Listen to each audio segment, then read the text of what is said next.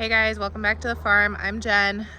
Last month, mid-May, I gave a garden tour, so I thought today is June 13th and probably about time to give a garden update. There aren't a ton of changes other than if you missed the last few videos of my plant additions, then you'll see some new plants.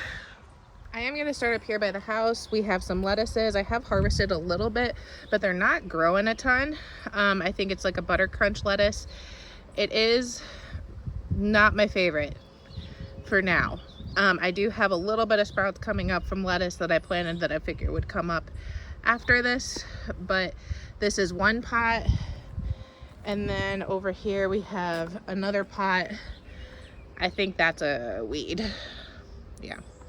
And there's some grass and stuff in here, but so we have some cilantro and some more lettuce, and I'm trying to think if I planted some sage in here too, but mostly cilantro and lettuce. My cilantro is a little on the old side, so I planted it pretty heavily, and I wanted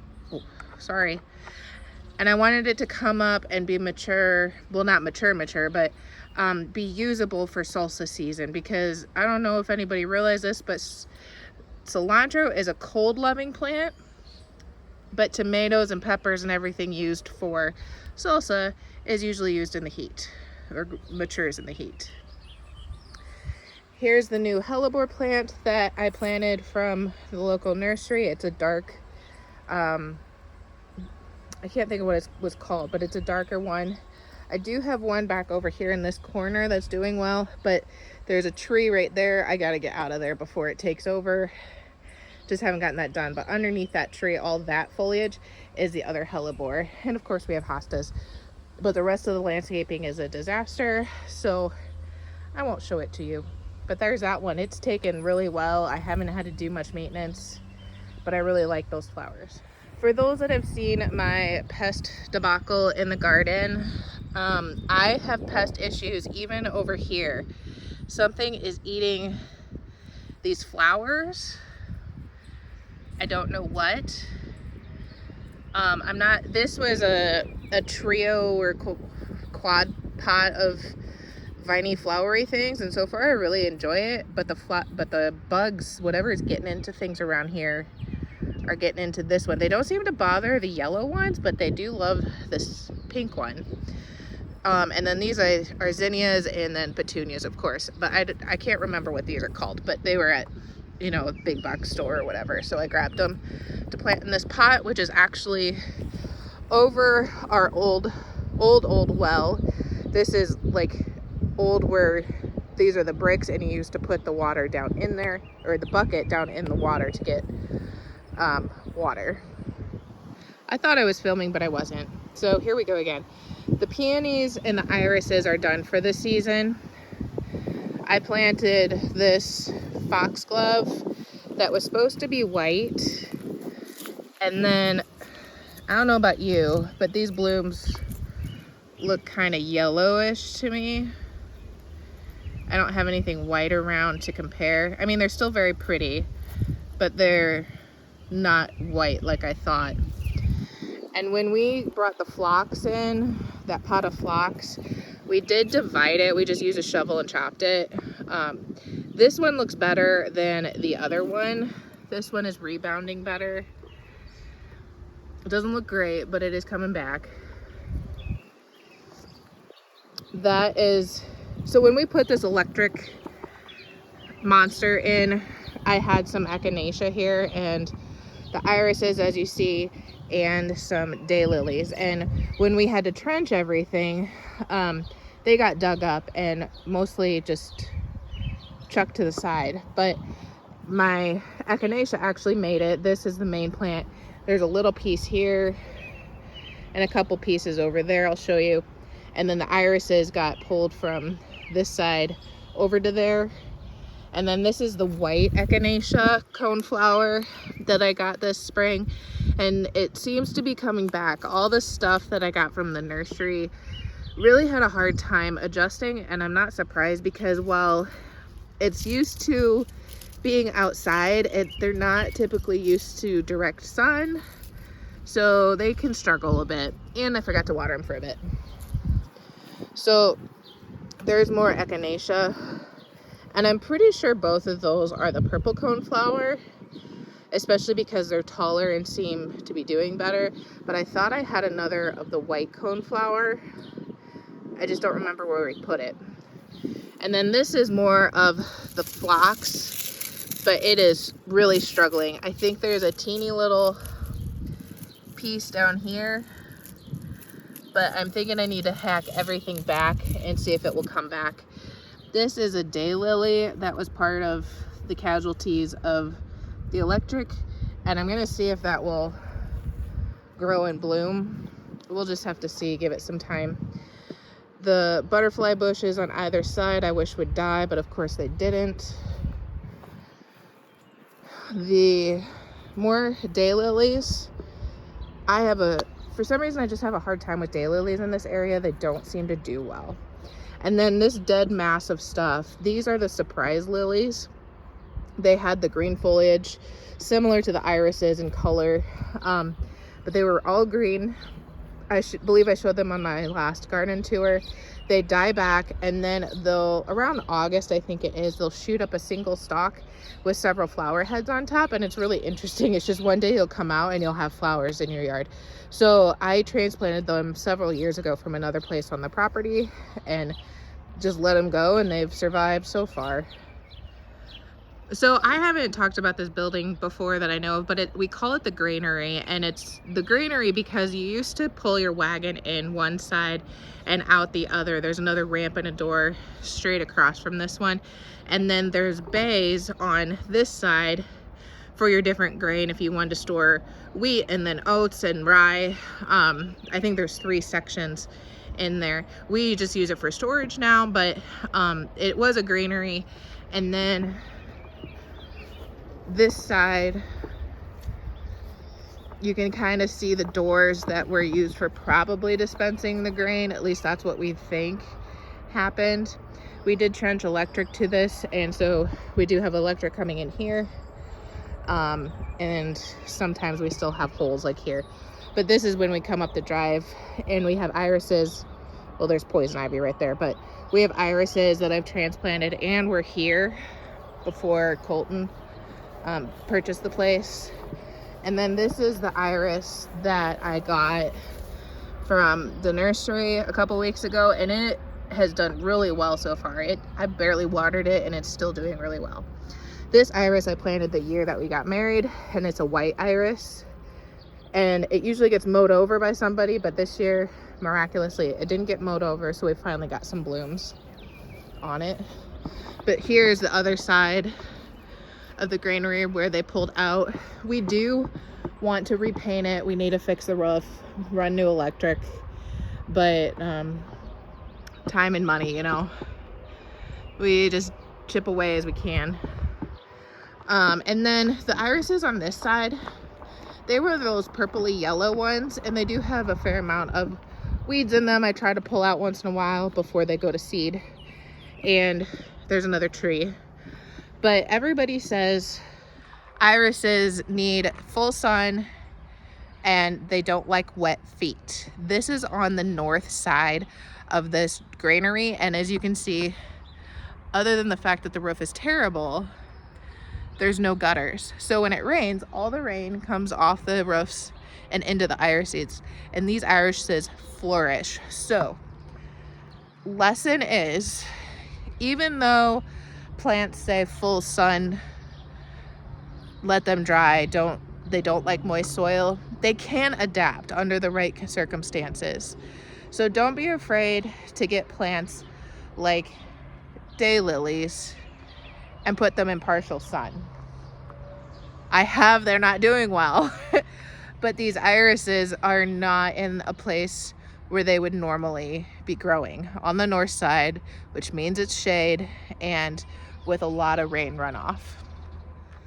All right, this is our orchard. We were here not too long ago because we planted 2 more blueberry bushes. I planted that one from the nursery, and then I went back and got 2 more. Our fruit trees are not doing well at all. They looked okay, and then they started looking like this. They're dropping leaves. They do seem, one seems to be coming back a little bit, and that peach tree does have some leaves that came back.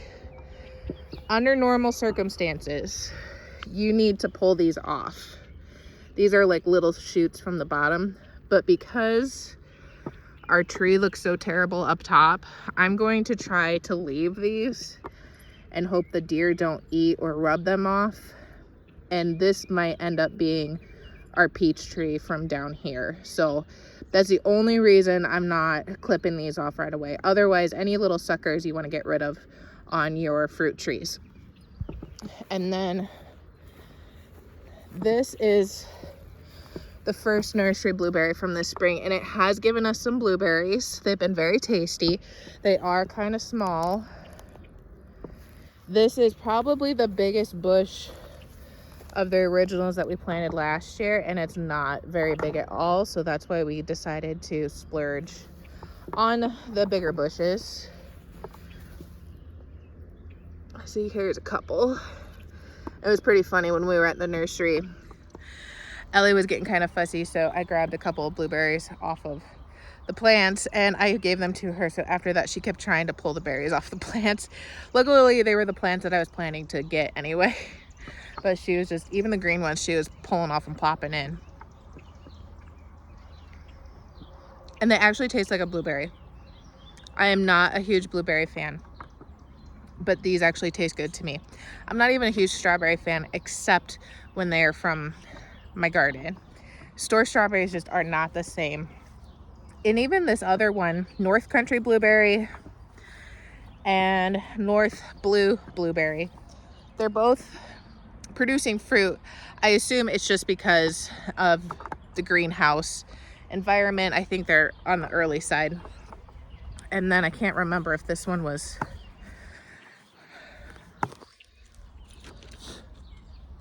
this is another North Blue blueberry. So 2 North Blues and 1 North Country, if that isn't confusing. But they were what they have, and they looked good, and so far they taste good. So I'm going to leave it. Alrighty. Next on the list. So this is our whole garden. On the far side is where the peas and onions, and then the potato towers are right here. Our tomato trellises. I think you usually see it from the other side. But I had planted a watermelon. I started in the house, and it is doing okay. It's not doing great, but there it is. I have a lot of weeds that I need to take care of. And then this is one of the bush watermelons I direct sowed when I got back from Baker Creek, and that one has made it. I don't see that anything else has. And this one, I put some here too, but I don't think they made it. No, I don't see any here. And I put these tile flags here so we don't hit it with a mower. This poor little flower, I didn't know where to put it, but it is from, oh, I can't even see it. It's from Ellie's Sunday school for Mother's Day, so I had to plant it somewhere. This is our popcorn. Colton said, "Are you growing popcorn or grass?" I said popcorn. He was convinced it's grass, but it's shot up probably 6 inches in the last few days to a week. And there is some grass in there. I can't tell you how I know the difference between corn and grass in the early stages. I just know. It just, you see it a million times and you have a better idea of what it actually looks like. So our tomato rows, this is one of the zinnias I planted coming back from the greenhouse. Again, this is our cherry tomato. I meant to bring my book out because I've already managed to forget. Isis cherry candy tomato. And I'm sorry, it's really bright out, so I can't really see what the camera's looking at. I think these are black prints, but I had to replant them again, and they are looking way better. Way better. than they were. Bunny ate that one. Believe this is still Black Prince. This is Gold Medal, but it's still looking scary, but it's better. It's not as terrible. This still looks absolutely terrible, but it looks stronger than it was. And then here's another zinnia. Nowhere near flowering yet. And I believe the rest of these are Amish paste. I think all my Jersey Devil and Sheboygan definitely got chopped off. I've had a lot of bug pressure this year, so if you have any suggestions, let me know. I did put some diatomaceous earth down, and I think that's helped the plants I put it on. I don't have any hard evidence of it, but ooh, my one Sheboygan, it got chopped off, but it might be trying to come back. I'll leave it and I'll see if it'll come. Zinnia. Bunny ate a couple on this side again. Oh, they've eaten between the bugs and the bunnies. I'm about at my wit's end. And then these are the pepper plants I just planted. Got them from the greenhouse because my pepper plants were looking like this. They were looking absolutely terrible. Everything was looking terrible. Bugs.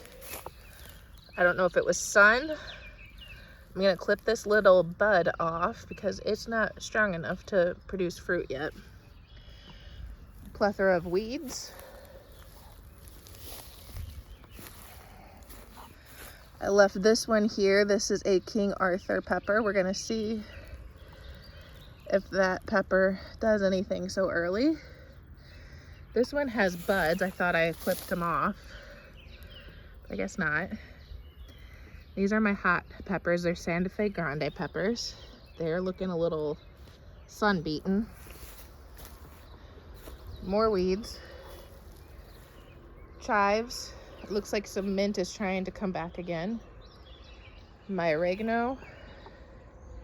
Asparagus. My very strange looking rhubarb. I've never had leaves like this before. I don't know if it's something got stunted when it was growing. There's even bugs here. I've never had bugs bother rhubarb before. And they've even been eating my sage. So if you have any suggestions on what is eating things, I'd appreciate it.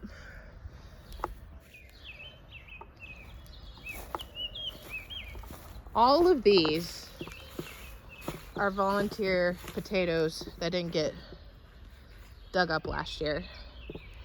And I started digging some, but I didn't get them all, of course, as you can see. And I have a lot of bug pressure on them. Like this potato plant, totally stripped of leaves. I even have potatoes over here. I don't know when the last time we planted potatoes over here was. In one kind of my beans. I don't remember which beans are which. So I know they're not green beans. I can't remember if these are the black beans or the kidney beans. And I had another type of bean here in this area, another type of bean here. They just really didn't make it, so I planted some zinnias here and there. And then these are our yellow straight neck squash I got from the greenhouse. Our potato towers. This one is doing much better, as you can see, than the other one. I don't know if it's the type of potato, if it's the way I planted them. I don't know. This is a random squash I decided to let go and see what it would do, what kind it was, in my yellow onion bed. Hopefully it doesn't shade them out, but I'm gonna get rid of this button weed because that is not a fun weed once it gets too big. And the peas, I do have snap peas and um, sugar snap peas and shelling peas, I should say. And I replanted. All right, guys, I was trying to tell you about my green beans and peas and red onions. And I got a message on my phone that said my phone was overheating and it needed to cool down before I continued. I have a short amount of time because Ellie is down for a nap, hopefully. So I'm trying to get this done, but our red onions are just not doing as well as our yellow onions. I don't know why. I don't know if it's a variety thing. They are bulbing a little bit, but they are not growing as well as the yellow onions at all. And I'll try to get you to see the difference. So here's our red onions, if you can see them at all. And then those are our white or yellow onions. There's just a massive difference. And some of this is grass that I need to clean out. But there is just a huge difference. And as far as I know, the growing conditions are pretty much the same. They're both planted in compost, both over the cardboard, which wasn't easy, but it works. I don't see bug damage like everything else. The yellow onions might get a little bit more sun, but not as much that I would think would cause such a drastic difference. So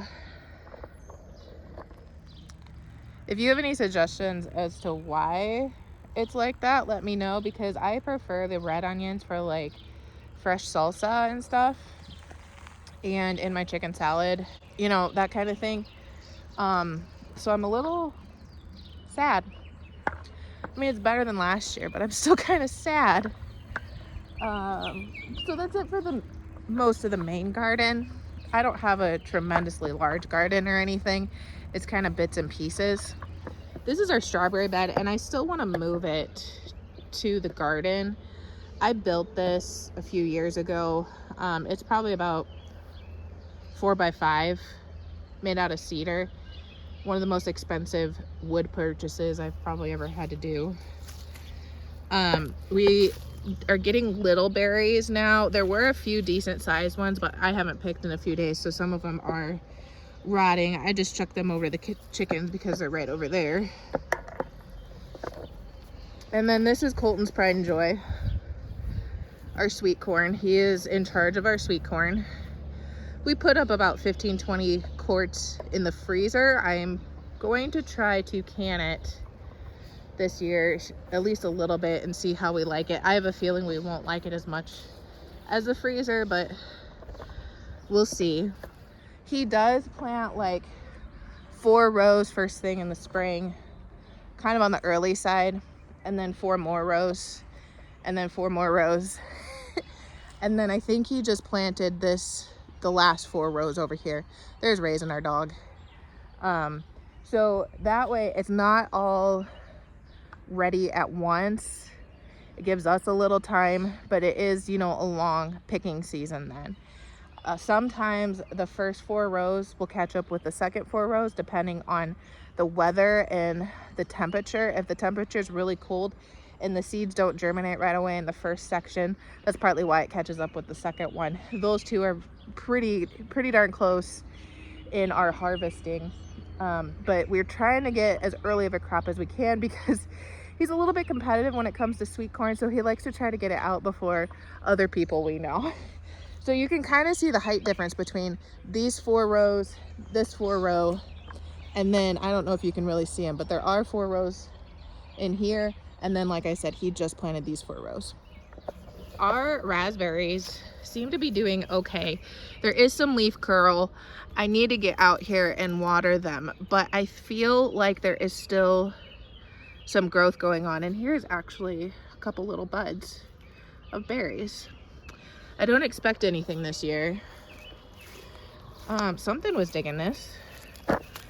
Thanks a lot. And we do have a lot of mulberries. I don't know if you can see those around. There is, let's see, which one is this? This is the Caroline raspberry. Oh yeah, this needs water. Yeah. Caroline, and then Heritage. And then all those dark spots on the ground is from this mulberry tree. And some of you are going, oh, you're so lucky. No, no, no, people. Because there's one there. There's one there. There's like one over there, or 4. I know Rachel at 1870s Homestead would be thrilled to have this many mulberry trees. We hate them. They're like a plague around here. You cannot get rid of them. The only way to really rid yourself of a mulberry tree around here is to pull it out, and not just like a little bit. You have to pull every root over probably an inch around in order to get rid of mulberry trees around here. And then they drop all 9 million seeds and you just get more mulberries. And then the squirrels pick up the mulberries and they plant them in various places. So then you have more mulberries. The squirrels and walnuts. We have walnut trees growing in very random places because the squirrels decide they're gonna store those up. I don't like walnuts. Maybe you do. It's probably not even the good walnuts to eat either. But mulberry trees, ugh,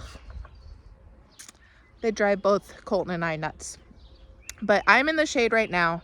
Hopefully we can get to the pumpkins before my phone overheats again.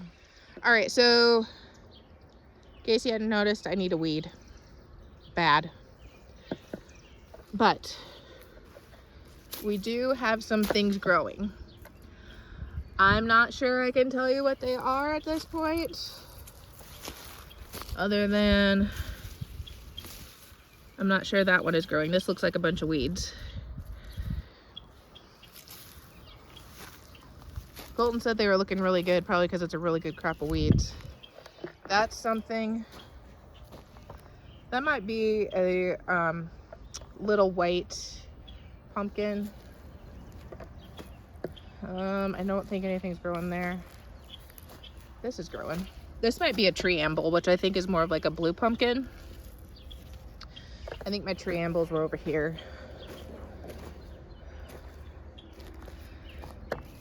Oh, something's growing here.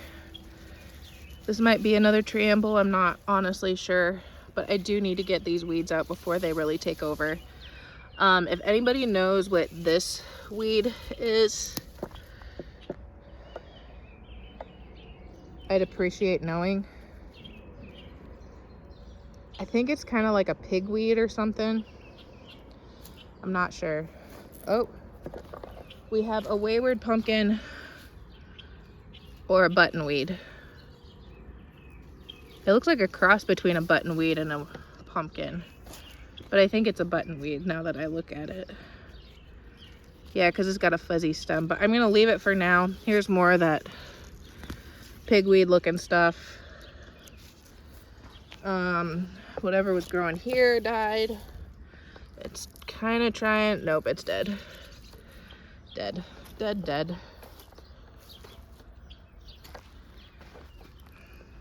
Here's another one where I'm just wondering if that's buttonweed. I don't think it's pumpkin. This was trying to be a pumpkin. This is trying to be a pumpkin. This is trying to be a pumpkin, but really kind of dying.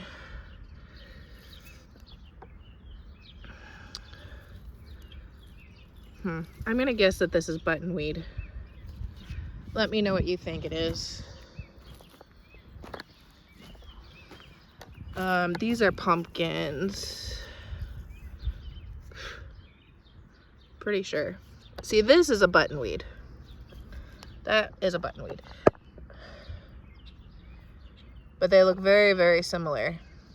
So I'm questioning my pumpkins to buttonweeds. Let me know what you think, if you think they're pumpkins or buttonweeds. Because when they're right next to each other, it seems like there's a difference. But then sometimes the pumpkin leaves, depending on the variety, look very similar to young buttonweeds. And I really don't want the buttonweeds to grow up because they're kind of a pain to get rid of. And I'm sorry I don't know what I planted where because I had to replant like 2 or 3 times. So we'll just have to see what grows, honestly. All right, guys, thanks for coming. Hope you enjoyed it. Don't know if you learned anything, but if you do have an idea on the bug situation, the weed that I'm wondering if is pigweed, but I'm not really sure. And then if you think those are pumpkins or buttonweeds, let me know down in the comments. I'm gonna get in the house. I think it's supposed to be like 85 degrees right now. I'm sweating, which doesn't seem like I should be, but I am. So I need to get back in and check on the kid. But I really appreciate you guys coming along. If you have any suggestions as well for things, I'd appreciate it. Thank you so much for joining us. This has been a wonderful creative outlet for me in some ways. It's been stressful at times, but it's slowly building a community, and it's kind of fun. I enjoy it, and I like teaching people. I come from a line of teachers, and I like showing people what we have, as good or bad as it is. And I think with all my frustrations that I have had and still somehow continuing on, trust me, there are days I just want to give up. I hope that can be of help to someone else too. So thank you guys. Consider subscribing, liking the video. It helps our channel, and we'll see you again sometime. Thanks. Bye.